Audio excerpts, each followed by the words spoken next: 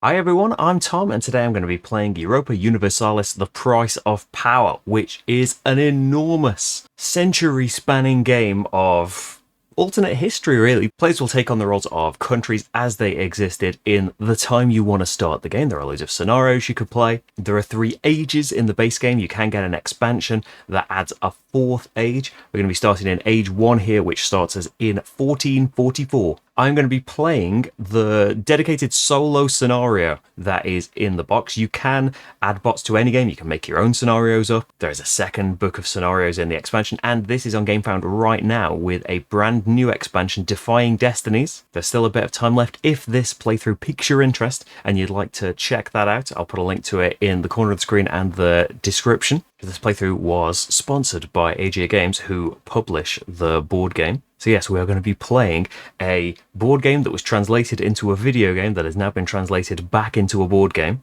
I'm going to be playing a solo game today, and while this scenario goes through 3 ages of the game, I'm only going to be covering the first one, at least to begin with. That might not sound like a lot, but let's wait until we're finished and see how long this ends up being. The aim of the game is prestige. Although we do have an extra win condition in our scenario we might be able to trigger. But the main ways that we can get points, we might get them from playing event cards, which each player has to do each round. For achieving milestones that will be available each age. 5 points if you're the first, 3 points then 1 point for the second and third players to do those things. There are individual missions we are trying to complete. You can research ideas for powerful effects. You get 2 points, and then other players researching them later will earn you a point. But whether it's through diplomacy, economy, exploration, or outright war, you're trying to expand, you're trying to become influential.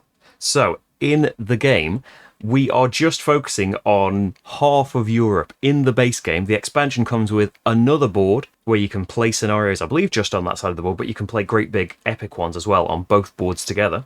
And this prestige board here as well has distant continents on it. I've slid it in because generally in this scenario, at least in my practice, I haven't needed the distant continents and just for room, but if we do need it, I'll just slide it out. And we're going to try and be a friendly country here, though. That's not going to go very far, though, in 1444. Let's have a little look at our scenario, the Ambitious Margrave. Brandenburg is a small realm with a lot of potential. At the start of the game, they enjoy a shielded existence within the HRE, the Holy Roman Empire, protected but also restricted by the power of the Emperor, who in this game is Austriabot. Outsiders have a hard time penetrating too far into the HRE, and if Brandenburg eats too many of their imperial neighbours, they will attract the Emperor's wrath. Thus, their development and expansion have to be carefully planned to avoid facing too early, potentially fatal confrontations. Cautiously expand through the northern areas of the Empire and outside its borders when possible, while also establishing diplomatic ties to the other electors before making an open challenge for supremacy over the German lands. As we can become Emperor. While building up for this confrontation, Denmark-bot will provide early challenges.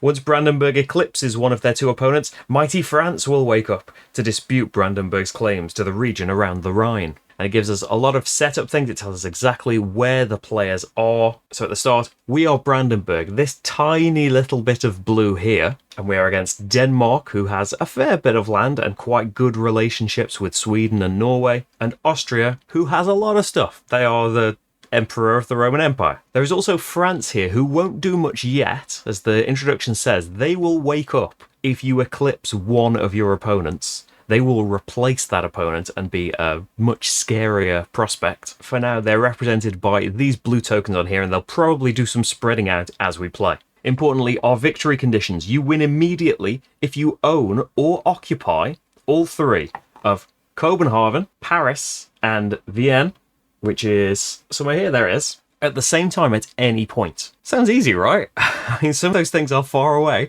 and as you can see, they're controlled by pretty big things, so that's way above our pay grade right now. Otherwise, the winner is the player with the most prestige at the end of Age 3. Normal endgame triggers apply. So we have 2 bots here. The solo mode is designed by David Torzi, who, if you've played some of David's solo designs before, wants the bots to feel like real players in the decisions that they're making. In Europa Universalis, that is achieved through a fairly simple set of kind of guidelines to start you off, how they will treat some of the upkeep phases and things. They have a few pages of rules to refer to when those things come up, but generally what they'll be doing is governed by flowcharts. And I know right now it looks like a ton of stuff. This is for their turn, then they're probably going to pick an action, and then you go to the flowchart for that action.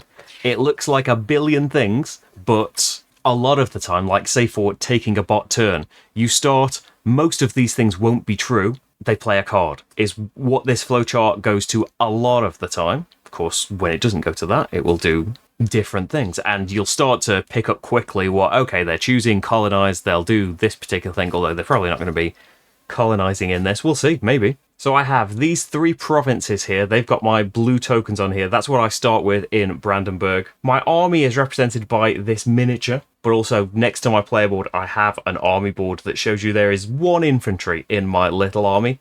That's not a lot. I have a merchant in Saxony that's going to help us do some trade. I also have these cubes. These are influence. You'll want to have a lot of influence for good diplomatic relations with your neighbours. And this is all kind of relayed to us in the setup card here. I have a starting card here that tells me all about my civilization and what I am going to have. It tells me those provinces to start with.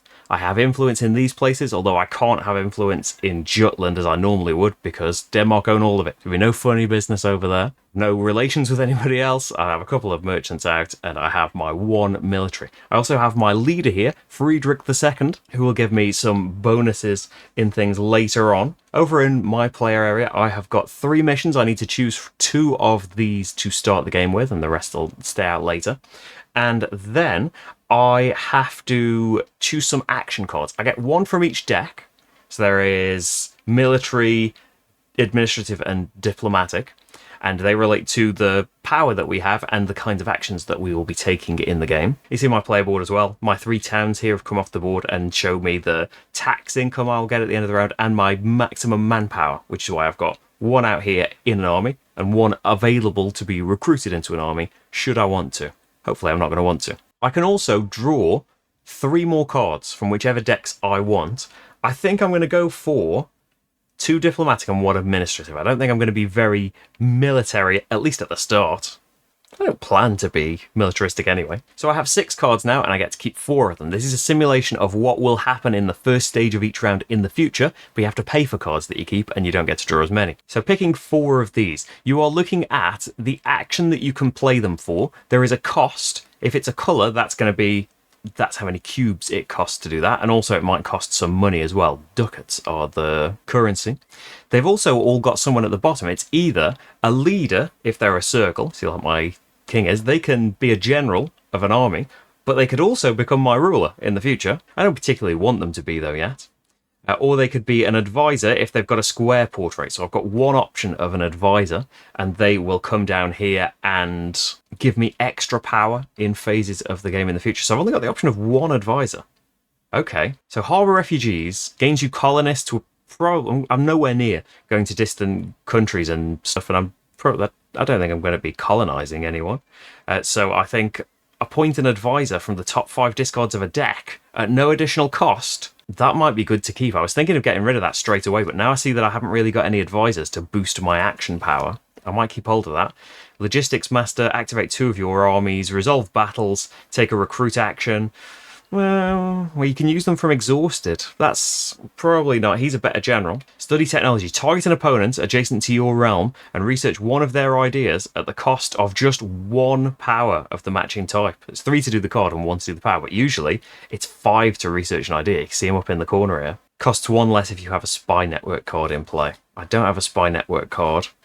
That's probably a no. Royal marriage. Definitely want a royal marriage. They will really help you. Counts as an influence which cannot be discarded. Requires an influence in one of the target realm's areas. Definitely want to try and get a royal marriage. Subjugate. This is how you can turn... NPR is a term we'll see a lot here. They are non-player realms. We are all PRs, player realms. So I can discard influence from a target NPR or a vassal, and I can either turn them from allies to vassals. And vassals are kind of...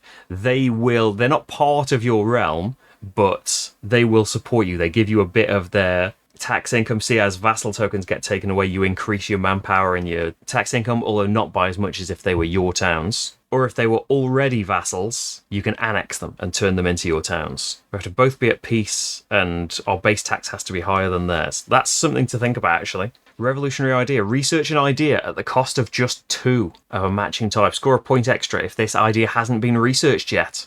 Requires a stability of 0 or more.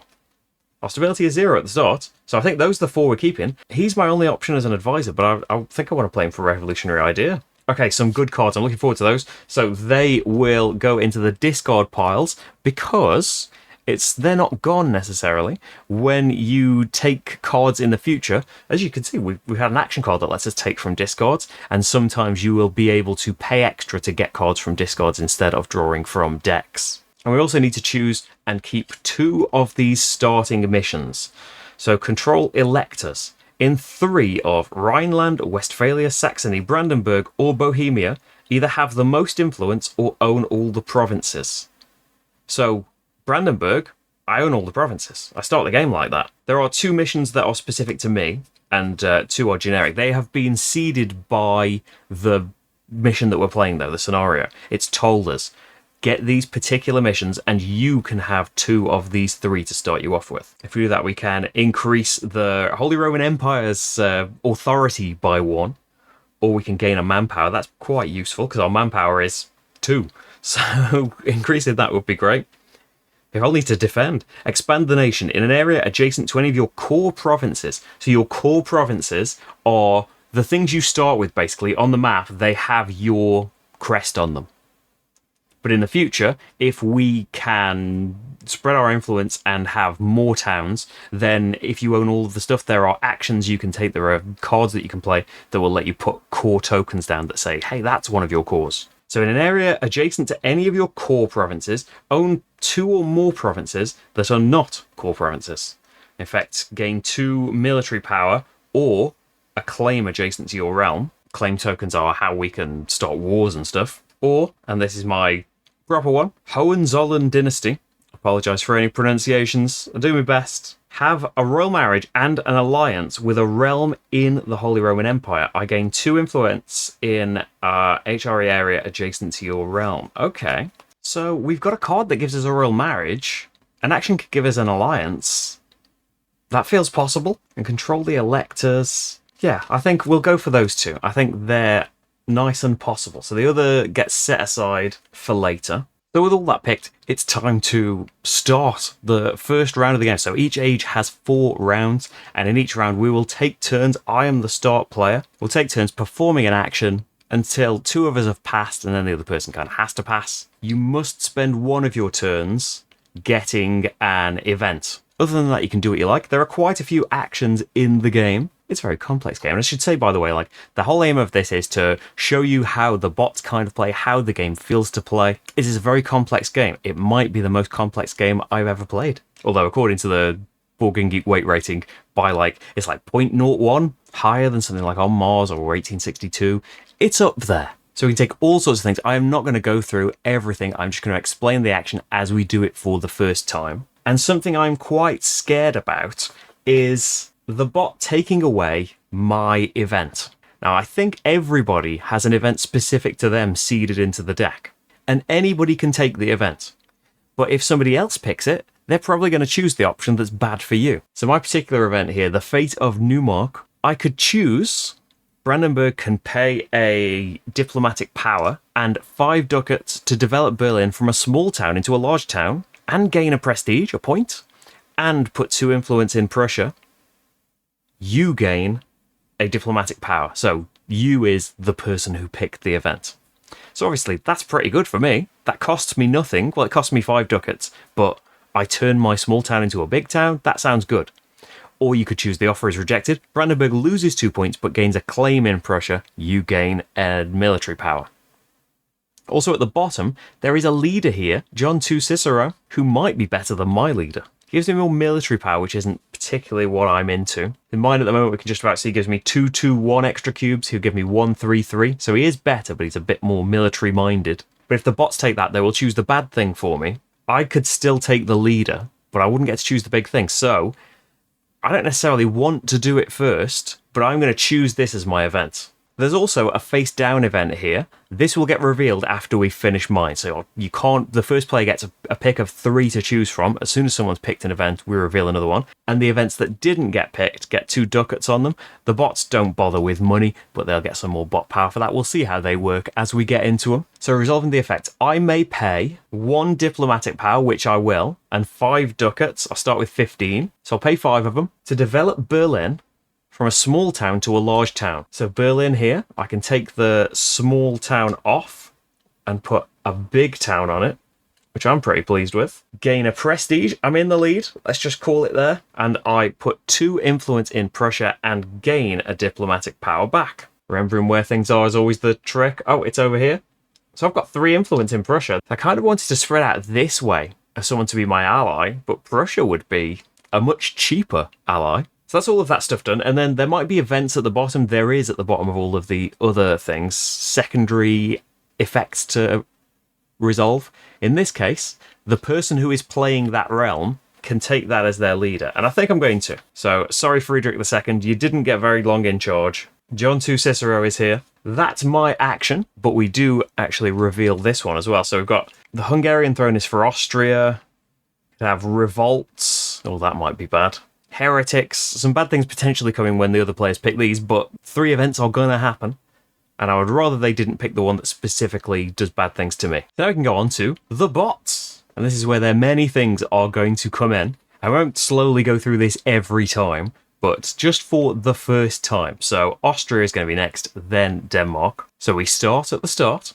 So is there bot power left 0, or has the end of the action phase been triggered? It would have been triggered if 2 other people have passed.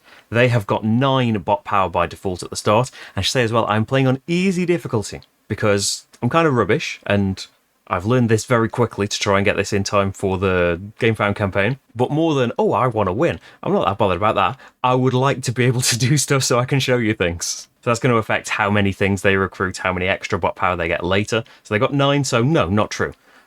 Is Austria under attack by enemies or rebels? No. Is Austria's army on the map and they can siege in the same area? No. Do they have 3 or more bot power left and a colonist? No. Is their spent bot power more than the bot power they have left? No. So you see that generally you will go all the way through this. No. Have they got any cards left? Yes. Draw a bot card, spend the shown bot power cost, and they might discard an action as well. So we'll lay that to the side for now. We're going to need it in a minute. So every bot has a deck composed of, I think it's 24 cards, and their specific bot page tells you to remove certain cards from that deck for the age that you're playing. So we draw one of these cards, and Austria has had an idea early on. So they spend 3 power, because that's what it says there. There is no symbol telling us to discard any cards, which is a shame. I wanted them to get discarding cards because I can appoint an advisor from the discards, can't I? So I want them to get cycling cards. So then we find the idea action flowchart, which is a lot smaller. So they're doing an idea. Do they have a cube in any of their focuses other than economic? No, they don't. So we need to roll a d6. It does come with one for this eventuality, and they roll a 4. So this selects their focus type. 4 is diplomatic. Do they have any available ideas matching this type? Yes. Pick an idea matching the focus type, tag this idea in the appropriate slot with a chit, score points as normal. They prefer unresearched ideas, then random, end turn. So these are the diplomatic ideas, and we're going to do 1, 2, 3, 4, 5, 6 as the one that they're picking.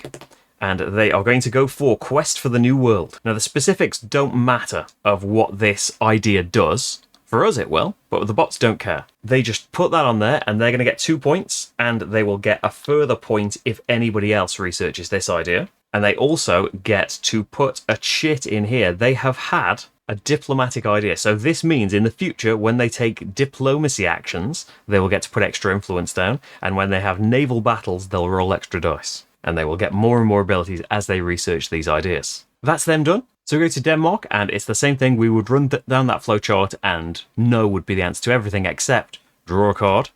And they are going to try and convert. So the convert action. Are there any areas with religious dissent? So Denmark's religion is Catholic. Do any of the places that they own follow a different religion? No. So there is no religious dissent. No. perform second action on the card instead. So the second action is focus, brackets war. Oh, I'm not spending a bot power for him yet, am I? I need to spend a bot power. So the focus action. Is there any focus cubes in any of these areas already? No. Place the bot power that was spent in the focus area named on the card, which is war. Put aside the bot card. It is not reshuffled this age. End turn. So that's gone now. It will come back in age 2, maybe, unless the instructions tell us to remove it. And that's that. It comes right back around to me. So, as tempted as Prussia is not in the Holy Roman Empire. You can see this border here. You can see that yellow is inside the Holy Roman Empire and red is outside. So Prussia is just out. It's just going to be very expensive. It's probably going to take me a few rounds to do it. What if I try the influence action? It's a diplomatic action, and it's how I get influence cubes out onto the board. You've got to do at least 1 diplomatic cube for this, but you can spend cubes or 3 ducats per cube as well. You put maximum 2 on a place. It has to be adjacent to where you have towns or where you have cubes already. So I'm thinking I spend 1 of my diplomatic power. What about Saxony here? Saxony's got these 3 places. We could maybe get a nice alliance with them. And I've already got 1 cube in here. So I've got a cube in there now. I think, so I've got 10 money. I'm going to pay 3 of that for sure.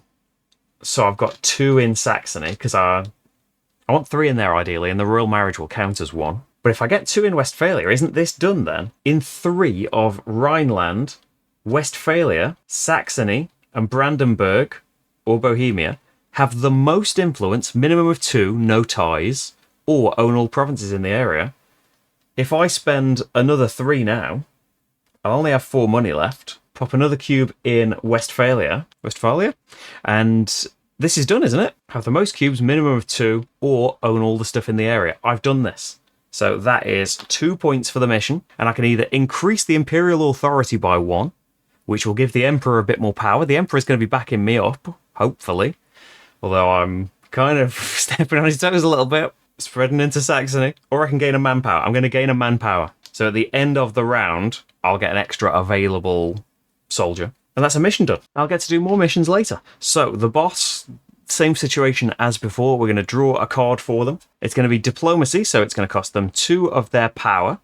So now they'll have spent more than they have left, unless they get some more. So we might go down a different path next time. 2 power, and this tells me that they discard a diplomatic power card from the deck. Has it got an advisor on it? No. And then we go to diplomacy for them. And it might seem at first like these are kind of in a random order, they're not alphabetical. They're in the order that the cards first appear, I think. See that it's card 8, so it'll be kind of towards the start of them. It's a nice big flow chart. So the diplomacy action. So first of all, do Austria have a royal marriage and an alliance on any NPR adjacent to them? Now, I can tell you that I don't think Austria have got any alliances at all. They've got a royal marriage out here in Royal Hungary. So, no, that's not true. Do they have an alliance on any NPR adjacent to them? No. Do they have 2 or more influence in any NPR adjacent to them? Yes, they do. Select such NPR with the highest tax income. So your tax income for NPRs is kind of worked out like ours. Small towns are worth 1, big towns are worth 2. So where do they have 2? In Royal Hungary here. So they have got Ponsonby and Sopron. 1, 2, and they've got this extra manpower here, which is an extra 1, because if you were playing with the full board, Royal Hungary would be bigger and have extra provinces in it. Because we're just playing with half of the map to replicate some of the zones that are missing, we have these extra manpower tokens. So they've got 3 tax income. And there is a little player aid as well that can tell you what each of the things start with. So Bavaria has also got 3. See, these haven't got a lot. So it's going to be either Bavaria or Hungary. And they prefer an NPR married to the bot. Well, Hungary is married to the bot. Is an alliance possible? And there's a little note to remind you. An alliance requires they must be at peace, and they must have less than 3 alliances in play, because they've only got 3 tokens. The target must be at peace, and is not their ally already. And any ally of the target has fewer influence than the bot in the target's areas. So he's the only one with influence, and no one else is an ally of Hungary yet, so absolutely possible. Yes.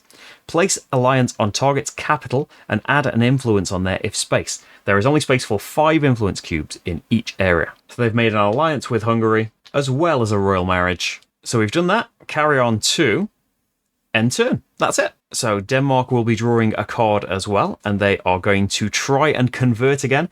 We've seen the convert action already. There is no religious dissent yet, so it will take us straight to do the other thing instead.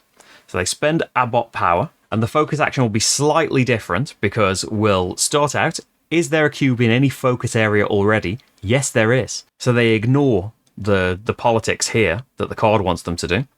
Place the bot power spent in the focus area that they've already got a cube in. Now have they got 2 or 3 in that focus area, depending on the difficulty level. So on easy, they need 3 to score a milestone, so it takes them a little bit longer. They don't have 3 yet, so no, put aside the card, it is not going to be reshuffled. This age. And that's them, it's back to me. Oh no, I haven't thought of anything. Oh, I know the plan. Royal marriage. So I'm going to spend a diplomatic power. Let's make the card a bit bigger and a bit green around the edges. So, place a marriage on the capital of an NPR or one of your vassals. The marriage counts as an influence which cannot be discarded. You must have an influence in the target realm's areas. So I'm going for Saxony. So someone in my family has married in Dresden. That costs me a diplomatic power. So now I've technically got 3 in there, and you don't have to spend that. Goes to the discard. I've done an action. That is my turn. So now when we go to the bot, none of it's true still, apart from their spent is more than what they've got left. They've spent 5, they've got 4 left.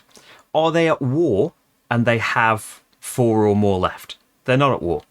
Have they picked an event yet? No, they haven't. So they're going to pick an event and spend no bot power. So the bots will pass quickly if they don't earn more power. But you'll see, they'll get a lot more power quite quickly. So the event action. Have they already taken the event action? No, they have not. So they roll a d6. It's a 4. And you see the little tree here. A 4. Is an opponent's event revealed? No, they're kind of generic events. Is their own event revealed? Yes, there's an Austrian event here. The Hungarian throne. So yes, it's revealed. Pick this event, gain a bot power if there is money on the event. There is. So they are going to gain an available bot power. So now their spent isn't more than their available. So we can take them ducats off there. So they've picked the event, and we're not finished yet. Resolve option A on the event. It's their event. They want the good thing. And it will tell us when they gain things, this is how to handle it here. So Austria gains a prestige. That's easy enough. They go up on the points track. And a claim in both Royal Hungary and Hungarian Plain. So they had a claim in Royal Hungary that's a bit full. The Hungarian Plain is this one just off to the side here. Then resolve the secondary events on the card. These are the icons at the bottom here. So this means a cardinal dies. And here's where we can introduce the Papal Curia. We are Catholics. It's 1444. We have cubes on here representing cardinals that are under our influence. So for cardinal dies, they've got these icons on here and it tells us what to do. Use auto resolution rules, but ignore the bot's own cardinals. We have in the main rules for cardinal dies an auto resolution here. Remove the rightmost cardinal belonging to the player with the most cardinals. Bots are player realms for our purposes. If 2 or more are tied, remove the rightmost belonging to one of these. So that's actually great for us. So Austria would ignore themselves. The rightmost one is Denmark's. Sorry, Denmark. You have not got a cardinal anymore, but we're still on there. And there should be, actually. There's only the number of slots, number of players plus 1. So these we can't have cardinals on, just so I remember. You can get the Roma cardinal if you're either allied to the Papal States or you control Roma, which supersedes the alliance. And you can become the Papal controller on here. You need the most cardinals. The leftmost breaks ties. So Austria is the Papal controller as well, which gives you extra bot cubes, discounts of advisor upkeep, discount of actions when they're raising their stability, and it gives them special actions that they can take. You can also be uncontested controller. You have to have at least 2 and no ties, and you get extra points in the kind of upkeep phase. And this just means that it was Austria's event, so no extra effect from that. The ones that weren't picked get ducats on them, but that it doesn't matter that there's loads piling up on there because the bot will just get power for taking it. And that's Austria's turn done. And I should actually be moving. I have taken an event and Austria's taken an event because you can't pass until you've taken an event. It's just a little way to remind. So Denmark, they aren't even in that situation yet. They haven't spent more than they have left. So they're going to try and convert again. I have shuffled these. So they are going to go for focus. And we know this time they're going to spend a power and they're going to put it in warfare, aren't they? So put it in the area. Do they now have 3 in there? Yes, they do. Is the milestone matching their focus type available? Yes, it is. Score it. Gain 2 bot power and points as normal. Uh-oh. So we haven't really focused on these yet. But these milestones, you get points for achieving them first. So they are doing Conquer Enemy Lands, which gets them 5 points for having done it first. And again, the bots don't actually have to do it. They just have to build up and spend actions dedicating to it. So for that, you would have to successfully siege 2 or more provinces on the same turn. We haven't really seen any combat yet, have we? Reliable government have a stability of 2 or higher. It's possible you can do actions to raise your stability. Claims and alliances. Have claims or alliances in 2 of these. And then the big list. With 3 or more influence in total among those 2 areas. And I'm looking for alliances. We need to get some alliances or claims out, don't we? Expand your nation, own provinces in 2 different areas that don't contain any of your core provinces.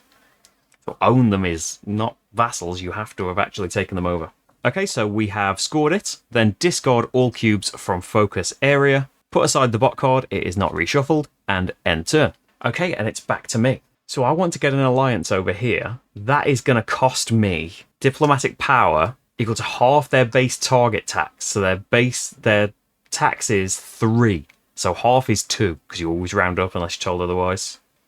I haven't got 2 diplomatic power. Oh, but what we could do is, there is a generic action you can do, which is change national focus. You can only do it once per round. You have to put a cube here to say that you're doing it. And you can take up to a power each from 2 different actions and put them in one action. So if I want 3 in diplomatic power, I could take 1 each from administrative and military. And that would give me the power that I want, because I'm not planning on doing very many military things. So yeah, I think I like that. You can also discard up to 3 cards and draw 1 fewer than the number you discarded.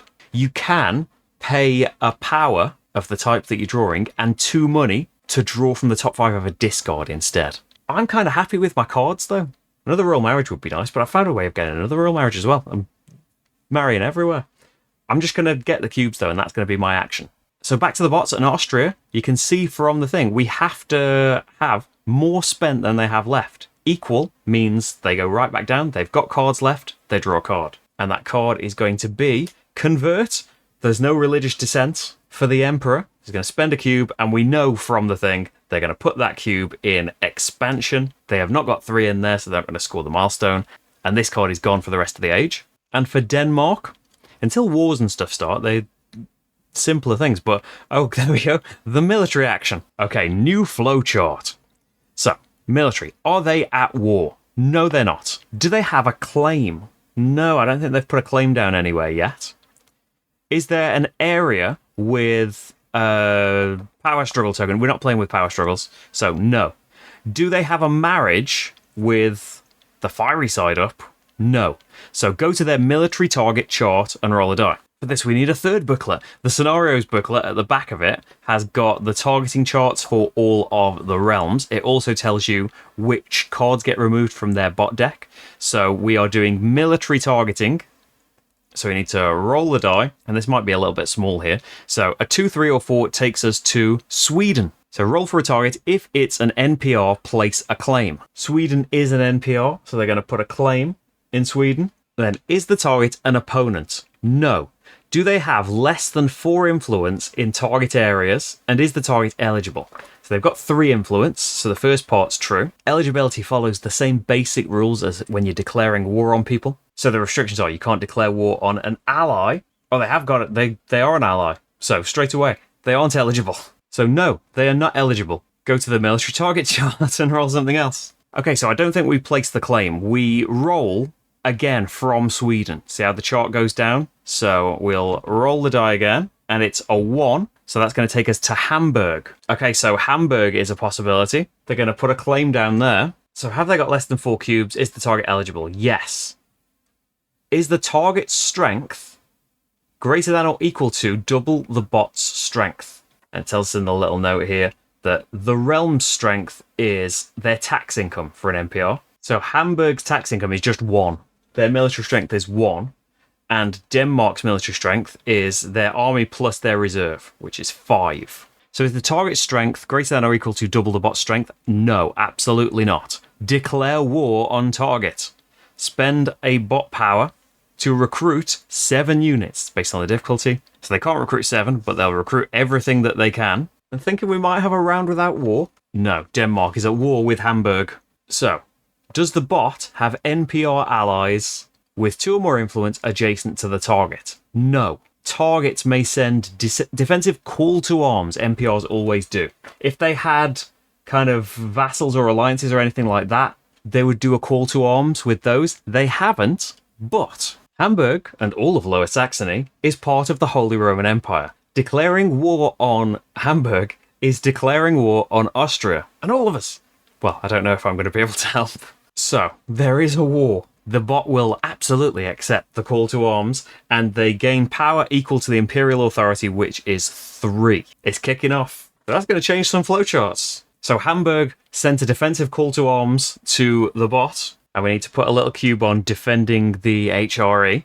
Now, we are imperial subjects, so we have to choose one of these options. We either need to exhaust our dude, lose 6 money, or maximum half of your tax income. Our tax income is 4, so we would have to pay 2 money, exhaust him. You'd only have to exhaust 2, but it's half of your total, just rounded up. Or maybe we'd have to exhaust him as well, so 2 money is looking nicer. Or lose a prestige for not being able to answer the call, or place a CB, a Casus Belli token, on the aggressor's capital. Ooh, I don't really want to go to war with them. We want to contribute, though. We will offer 2 measly pounds in support of the Emperor's noble war. But that is not it.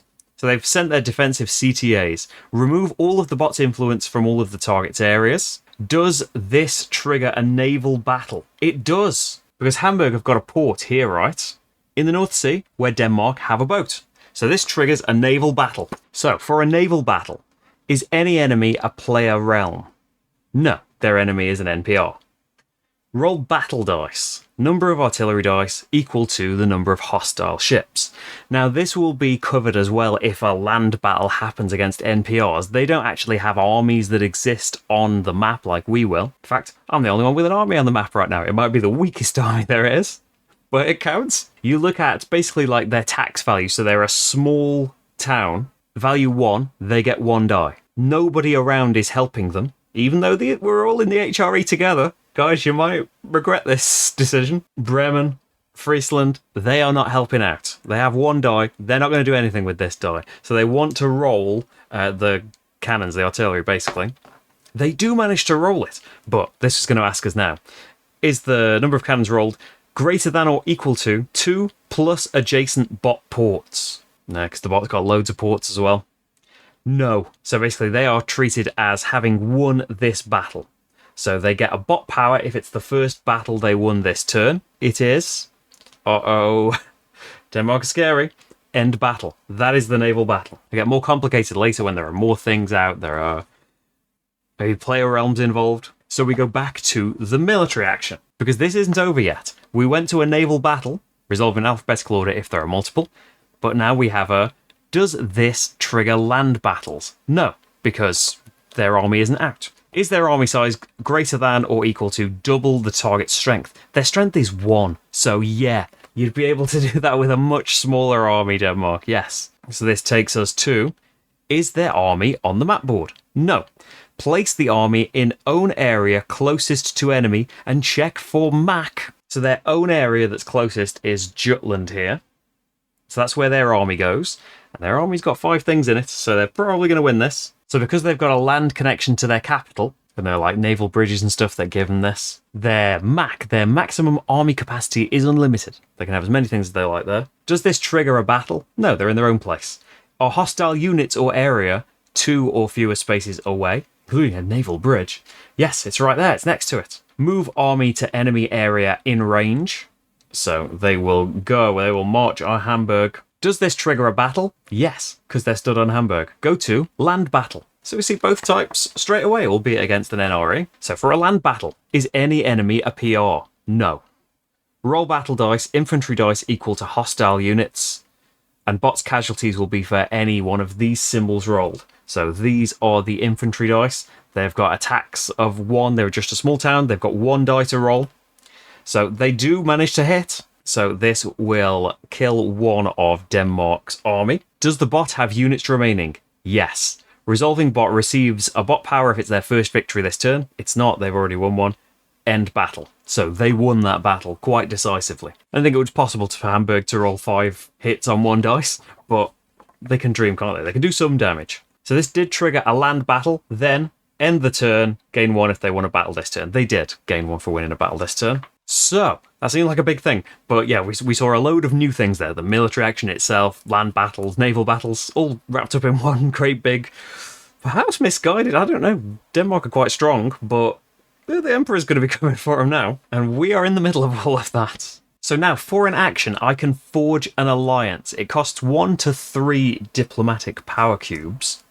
And the cost is half the target's tax income to a maximum of 3. So their tax income is 1, 2, 3. Half of that would mean I need to spend 2. I actually only need to spend 1, don't I? Did I have enough diplomatic power to do it anyway? I think I've panicked for no reason about needing more power. You have to have at least 2 cubes in their areas. So this counts as 3, remember, because I've got this marriage that doesn't need to be discarded ever. So you can only do it with an NPR. You must both be at peace. You must have at least 2 in the target realm. It's not a distant NPR. You can get rid of other alliances with other people if you've got more cubes than them. So we need to pay half of the target's tax. So we need to pay 2, don't we? Diplomatic power. Oh yeah, I was 1 short. Then add an alliance. Where are my alliances? To their capital. So we've got a marriage and an alliance in Dresden. And add an influence to their capital area if there is space. Julian, we're trying to make friends. Which more than can be said for Denmark. But the Emperor now awakens. And we've got to do some stuff, haven't we? So there is not 0 power left. Is the Emperor under attack? No. Is the Emperor's army on the map and can siege? No. Does it have 3 power left in a colonist? No. Is it spent more than it has left? No, it's got 7 to 5. So it just draws a bot card, actually. If it had spent more and it was at war, it would keep doing cards. So we draw a bot card and spend the amount. It's event... So spend 0. So is it at war and the card was the war action? No. Do the first action on the card. So it's already done an event. So has it already taken the event action? Yes. Discard the event bot card and start again. Because it took an event because it had run out of cubes at one point and it had spent more than it had. So we're basically going to go all the way down to this again and do another card. Convert stroke Papal Curia, and it's got war military on it. So we spend 2 and we discard a administrative card, which it's got an advisor on it, Nikolaus. So this is where it's asking us for the war action. So we draw that, we paid the 2. Is it at war? And it's got a war action on it. Yes. So it would be doing convert Papal Curia, but because it's at war, it's doing war. So yes, that's true. Perform the war action on the card. Did it do it? If not, it will do convert and stuff. So war takes it to military. Is it at war? Yes. Select the enemy realm with the greatest strength. Prefer an opponent. Well, Denmark is its enemy realm. If its army has less than 3 units, increase its size to 3 units. Is its army size greater than or equal to double the target's strength? Their strength is 5. No, it isn't.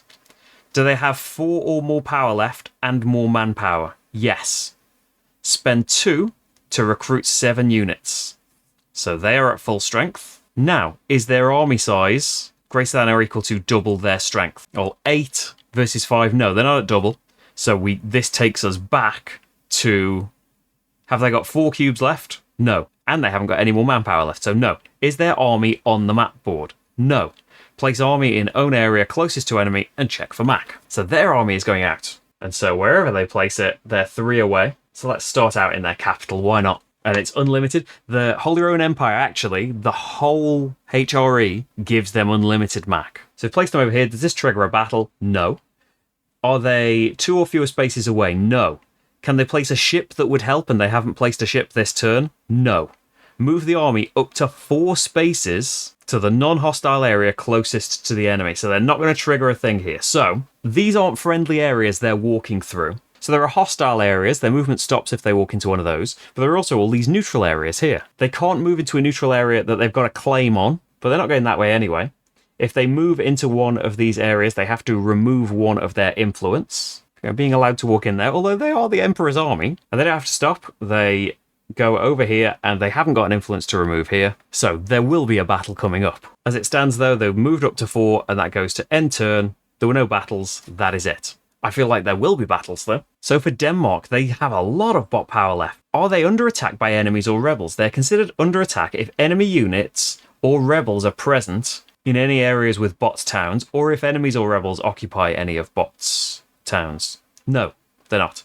Is their army on the map and they can siege in the same area? Yes, they can siege. So go to siege, spend a point per tax income siege. It's only got a tax value of 1 because it's a small place. And we go to the siege action. So siege hostile provinces of up to 3 tax value. They ignore the siege strength. Spend a power per tax value sieged. Prefer their own things done by the enemy and then NPRs. So this means they put one of their things unrest side up, would be one of their towns, and we put a little occupied marker on here to show that this isn't one of their places. Because normally if you were fighting somebody else's, you'd put this on top of theirs and you can see from their token on there that it's not supposed to be yours. Otherwise, you'd forget that they're actually sieging this place and they're at war. So that's all they can siege. Are they at war, or do they have towns with unrest or things on them in this area? Yes, they're at war. So end turn. They are there sieging Hamburg while Austria races towards them. And I'm just kind of chilling, making friends. The Emperor's army's marching through, but I'm just chatting away. To Saxony over here. Oh, hang on. This is their influence. They can spend this just as the Emperor. They've got 3 influence because that's their authority. That is theirs to spend. Okay. So I think I'm going to subjugate. So this costs me a diplomatic power. Discard influence from target NPR equal to their base tax plus any opponent's influence in the realm. That's why I was looking up that influence cube. So their tax value is 3, but I've got a marriage. So that's 1 influence that never needs to be discarded. So I need to get rid of 2 influence from here. And you can vassalize your ally or annex your vassal. Or 1 tax ally. So, as well as this marriage and alliance, Saxony are my great mates, and I've now upped me tax value and manpower a bit. And the alliance token goes away because, of course, they're my allies, they're my vassals. And I can have alliances with other people now. Oh, and normally, to be allowed to play that, your base tax has to be double theirs. And my base tax was just 4 to theirs 3. But if you've got a marriage, you've just got to have a greater tax income than them. So 4 to 3 was fine. So, Austria. Their army is on the map. They're not sieging. They have spent more than they have left. They are at war, but they don't have 4 or more cubes left. They have picked an event. They're going to pass. What? Oh, come on, Austria. I thought this was going to be the big fight. So, for being the first to pass, you would normally get 5 money. They don't care about that. They get 2 bot power instead. So they'll have some more available for next time. And that's it. Okay then, so for Denmark, they haven't even spent more than they have left. Their army's on the map. They can't siege anything. So they'll draw a bot card, diplomacy, spend 3, and then they're at war, and it's got a war action, so they're going to do the military action. So, they are at war. Select the realm with the greatest strength. That's going to be Austria. Does their army have less than 3 units? No. Is their army size greater than or equal to double the target strength? Their strength is 8. You're not going to get double it. No. Have they got 4 power left and more net manpower? No. They've only got 2 power left. Is their army on the map board? Yes. Check for Mac. That's fine. Can they siege in their current area? Well, they've already sieged, so I don't think they can. Are hostile units or area 2 spaces away? Yes. They're going in, so they're moving in range, and they are triggering a land battle. So the enemy is a player realm. The bot is the attacker. They're not facing multiple. There is no human player to appoint things. There are no military ideas that anybody's got just yet. Nobody's unlocked those. Human player may play battle actions. Roll battle dice. Humans roll as normal. Bots roll. They've got no military ideas, so they'll roll 5 dice each. So normally when we roll, it depends on the type of units we've got. You roll dice and say if you've got cavalry, you want the cavalry symbol to come up. They're basically just looking for the infantry symbols. So this is Denmark rolling against Austria, and they have hit them hard. 5 hits. So that is pretty huge. And then Austria hit back. If they can get 4, they'll wipe them out. And that is pretty great as well. Roll a bit further away from the boards, please. 1, 2, 3, 4. That is Denmark wiped out. They've maybe bit off a bit more than they can chew here. So they roll their dice, assign casualties as normal. I've done that. Human players general. No, we're not in a human battle. Does any bot have units remaining? Yes. Does the enemy have no units left? The resolving bot didn't win, so they end the battle. Their army comes off the board because there's nobody in it. They triggered a land battle, end turn, gain 1 if they won a battle this turn. They did not win a battle. So I haven't got a lot of stuff left. The only thing I could really do, see, with administrative actions, I haven't got a lot of stuff left. With administrative power, I could increase my stability. It costs 5 power plus or minus your current stability. So it costs me 5. That's too much. Converts the religion of an area, colonize, not in distant lands. Military actions, I can declare war, which would be terrible because I haven't got a claim against anybody. And I don't want to declare war against Denmark, even if their army is off the board right now. I can activate my units, move them around. I could recruit into my army, but I've only got 2 money. Suppress unrest, there isn't any. I suppose that I could appoint an advisor. It cost me 1 and 2. The only advisor we've found so far is Nikolaus. He would give me an extra administrative power next, like in the future. It's the same as me appointing John now. But that would only cost me 1 though if I want to appoint John, but then I'll lose revolutionary ideas. Maybe I'll just pass and we'll just add to this power next time. Let's hang on. I think I can get a better advisor next time. I'm going to pass. So second to pass gets 2 money. So that's something. And then it's just Denmark left in. So they've got power, but the end of the action phase has been triggered because everyone else has passed. So that triggers the end. Have they picked an event? No. Go to event. So have they taken the event action? No. Roll this. 5. Is their own event revealed? No. Are they at war with an opponent whose event is revealed? No, there's no opponent events.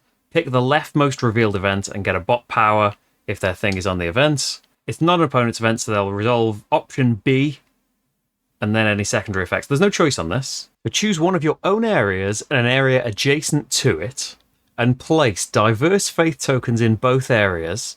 Add an unrest to one of your towns in the first area and 2 in the second area, and then pay 3 to research the tolerance idea. So let's see, they'll put an unrest here. They'll put diverse faiths here and here, and they can put unrest here. They want to put unrest on other people's things, but they're not adjacent, so they can just say here is the other bit. And then they can pay 3 power, so they can pay, they have got actually, cards in the way, but they've got 3 bot power, so they can pay that, and they research tolerance. I mean, they've started a war, but they've gone for religious tolerance, and they're on the board now with 2 points. Then we've got Cardinal dies, so this is going to kill my Cardinal now, because it's the rightmost one that isn't theirs. And then this trigger here would make dynamic NPRs expand. So usually it would be a green and or pink ones, but for this scenario it said set France up as a DNPR and make them activate whenever DNPRs come up. So they basically want to spread out in a place where they already have stuff. Artois. They target lowest tax income, and then it's alphabetical order. So yeah, I think it's, oh no, Anjou over here is the first alphabetically. Okay, so that's that event done. So now everybody has passed, and we have done with the action phase. We didn't do the first phase because that's kind of done in setup in the first round. Then we move on to peace and rebels. So we remove any CB tokens and truces. Oh, that's what I would have done. I would have put a CB on Denmark, and then at this point, if I hadn't gone to war with Denmark, I would lose 2 prestige. So the CB is saying, like, not right now, but I'm going to go to war in a minute. So glad I didn't take that. Then NPR invasions. NPRs might invade the player realms they're at war with.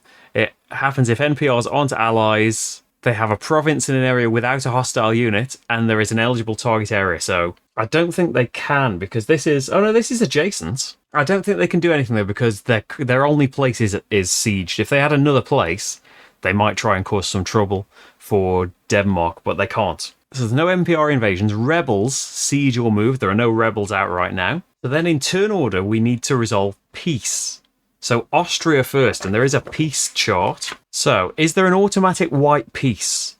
No, that would be if neither enemy occupies an enemy province. So they are occupying Hamburg, so no white peace. Have they achieved a total victory against an NPR enemy? They haven't got an NPR enemy. Are they at war with a human? No. Are they at war with a bot? Yes. Is their army bigger than the enemy bot's army? Yes, 3-0 at the moment. Is the tax value of the enemy's de jure provinces? Oh, that's the stuff they actually own. De jure is the stuff they really own. De facto is the way it is at the moment. So de facto would include Hamburg. So the tax value of the enemy's de jure province is occupied by the bot. bigger than the tax value of their own things that are occupied by the enemy? I don't think so, because, yeah, they don't occupy either of their own territories at the moment. So no. Do they have 2 or more unrest in areas without claims? No. Austria's got no unrest. They will not offer or enforce peace. Are there any remaining wars to resolve? Yes, but for Denmark. So then we would move to Denmark, and they have achieved total victory against Hamburg, which is quite easy. You know, they occupy all of their de jure stuff. They've only got 1, so that's pretty easy to do, and they've annexed them. But defending the HRE is in effect. None of the peace stuff can happen with Hamburg. The peace has got to be negotiated with the Emperor. So it doesn't matter any of this flowchart for Hamburg. They need to try probably and beg Austria for some forgiveness. So start, automatic white peace. This is with Austria. So absolutely not. Total victory, no. At war with another bot, yes. Is their army bigger than the enemy bot's army? No. Is their tax value of enemies' de jure provinces? No. They offer a white peace. Is this accepted by the enemy? NPRs always accept. Enemy bots accept if they can't enforce peace and have 2 or more unrest in areas where they don't have claims. No, it's not then. No peace concluded.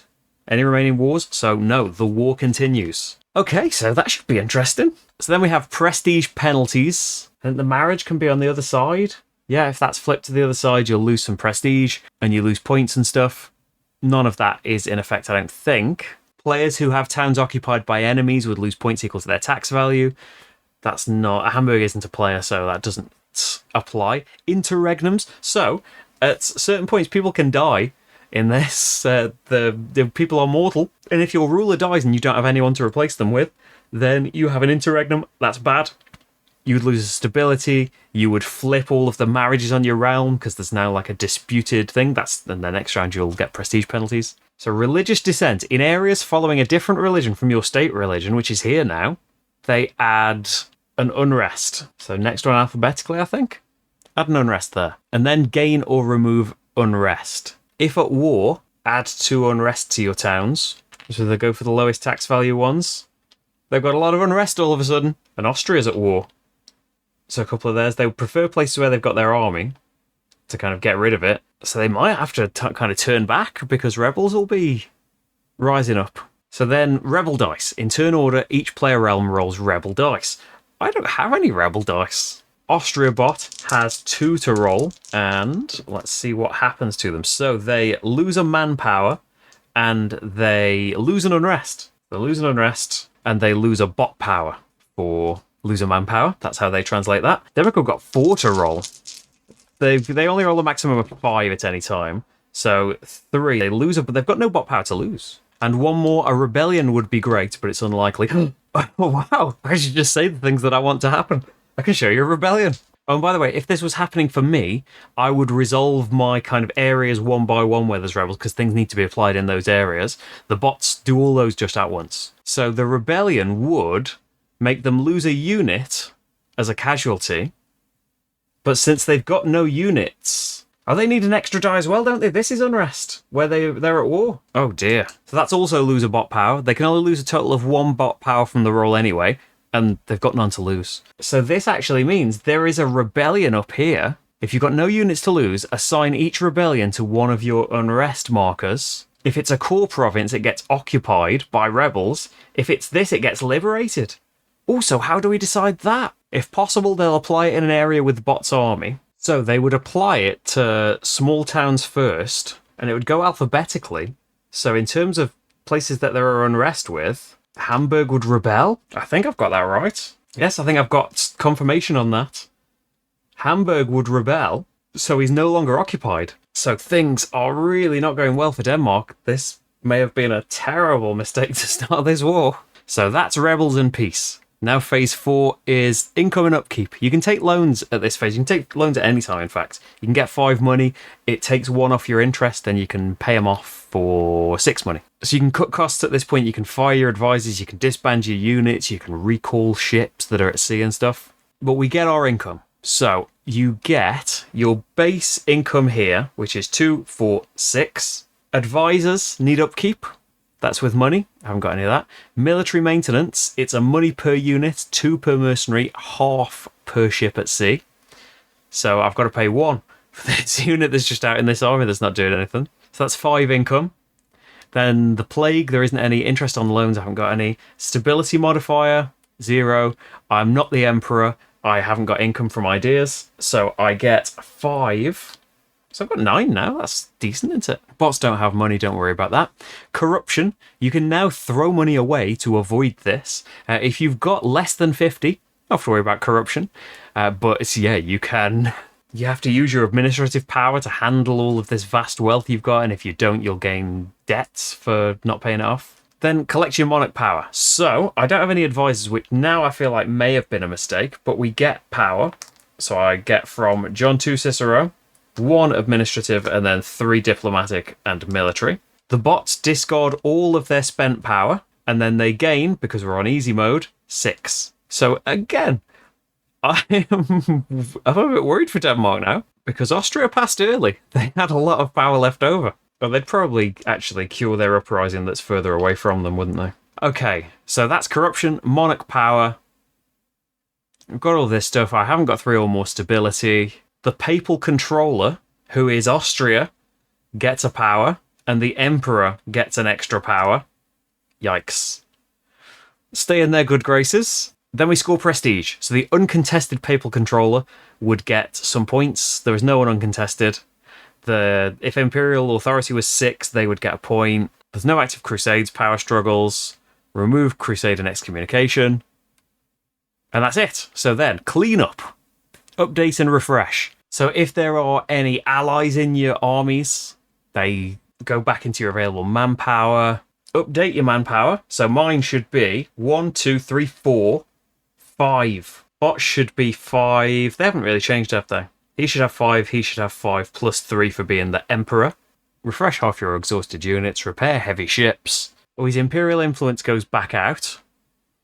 Must be placed in HRE areas with 1 or more province owned by non-player realm HRE members. So they want places where they've got an alliance. That's nowhere inside the empire. So the priority to put these in is an electoral area. The electoral areas have got this, the empire symbol, the eagle thing, where it would take the least amount of influence to have more than anybody else. I suppose here, because I've got this marriage, yeah, Bohemia, they're neck and neck now, and they could maybe get ahead of me, so they'll choose Bohemia there. Then the emperor isn't at peace, so we don't remove that tag from defending the HRE. First player to pass gets the first player token, so that's going to be Austria. And we reshuffle the bot decks. So event and idea are always reshuffled in. The focus ones were taken away. And then half of the rest are reshuffled. So it's just going to be 1 of these 2. And there's only 2 here as well. They did a fair bit of focusing, didn't they? Then discard down to 5 cards. It's not the end of the age, so we can go to the start of round 2. But this is probably already an incredibly long video. I am going to leave it there. I am carrying on into the next round, though. So that will be coming up soon, or it'll be here already. We'll see how long it takes. As I believe I've said many times, these are huge videos. And a round is basically longer than it takes for me to do a normal playthrough. But I'm also desperate to see what is going to happen with all of this stuff. I hope you are too. So again, the expansion for this, Define Destinies, is on GameFound now. There'll be a link to it in the description. You can check all of that out there. And I hope to see you for part 2. Bye, everyone.